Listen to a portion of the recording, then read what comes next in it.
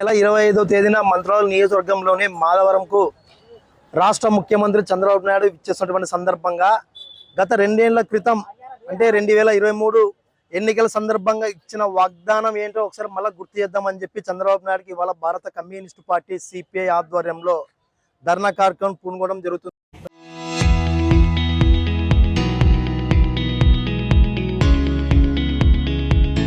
ప్రధానంగా ఆర్డిఎస్ కుడి చెప్పి దశల వారీగా పోరాటాలు నిర్వహిస్తున్నాం.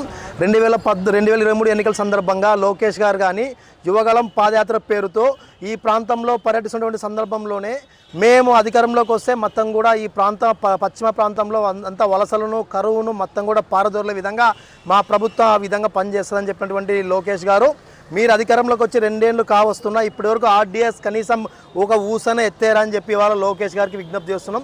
అదే సందర్భంగా చంద్రబాబు నాయుడు గారు 2వ దఫా ఇవాళ మంత్రాలయం కాన్స్టిట్యున్సీకి మీరు కాలు అడుగు పెడుతున్నారు. అడుగు పెడుతున్న తరుణంలో ఆ ప్రాంత ప్రజలను మరొకసారి మీరు మోసం చేయకోకున్నట్టు, నయవంచనకు గురి చేయకోకున్నట్టు ఈసారైనా పుష్టిగా స్పష్టమైనటువంటి ఆర్డిఎస్ కుడికల నిర్మాణం పూర్తి చేస్తాం, నిధులు కేటాయిస్తామని చెప్పి ఆ వైపున ఏమైనా హామీ ఇవ్వగలరని చెప్పి ఇవాళ అడుగుతున్నాం. ఇంకోటి విజ్ఞప్తి చేస్తున్నాం, ఇవాళ మీరు ఇచ్చినటువంటి ప్రాజెక్టుల క్యాలెండర్లో దాదాపు 35 ప్రాజెక్టులను ఎంపిక చేసుకుని 2029 నాటికి ఆ ప్రాజెక్టులు పూర్తి చేస్తున్నటువంటి చంద్రబాబు నాయుడు గారు కనీసం ఆ ప్రాజెక్టులోనైనా ఆర్డిఎస్ కుడికలను చేర్చకపోవడం అనేది ఎంత దుర్మార్గంగా అనేది ఇవాళ ఆలోచిస్తాం. అంటే పశ్చిమ ప్రాంత కరువు ప్రాంత రైతులంటే మీ దృష్టిలో చులకనని చెప్పి ఇవాళ మీరు భావిస్తున్నారని చెప్పి మేము అడుగుతున్నాం.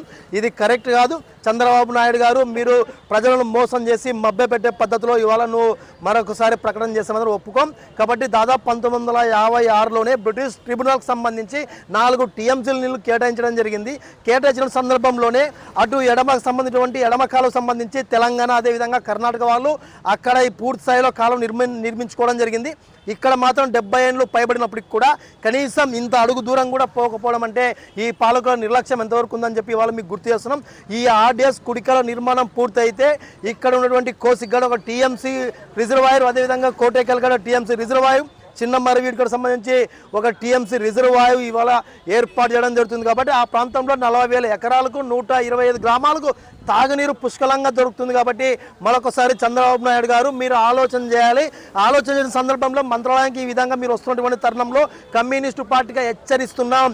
కమ్యూనిస్టు పార్టీగా చంద్రబాబు నాయుడు సూటిగా హెచ్చరిస్తున్నాం. మరొకసారి నువ్వు వస్తున్న సందర్భంలో ఖచ్చితమైన స్పష్టమైన హామీ ఇచ్చి నిధులు కేటాయిస్తామని చెప్పాలి. 2014 ప్రభుత్వంలో మీరే ఉన్నారు. దాదాపు 1985.42 కోట్ల రూపాయలు మీరు టెండర్లు వేసి దాదాపు 5 కోట్ల రూపాయల వరకు పనులు చేయించారు.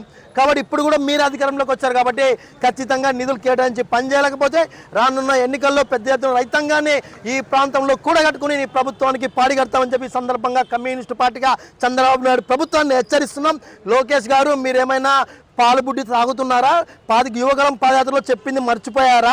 2 ఏళ్ళు లేని ఏది ప్రాజెక్ట్ కనీసం ప్రస్తావన చేసేవా లోకేష్ బాబు గారు? మీరు మరి ఉన్నారుగా ఇక్కడ ఏంది ప్రజలు ఈ ప్రాంతం ప్రజలు పట్టించుకోరా? ఈ రైతాంగాన్ని మీరు పట్టించుకోరా? ఈ ప్రాంతంలో వలసలు పోతుంటే పట్టించుకోవడం లేదని చెప్పి లోకేష్ గారిని కూడా నిలదీస్తున్నాం. కాబట్టి అయ్యా అబ్బా ఇద్దరు కలిసి కూడా తండ్రి కొడుకులు ఈ ప్రాజెక్ట్ నిర్మించాలని చెప్పి ఈ సందర్భంగా డిమాండ్ చేస్తున్నాం.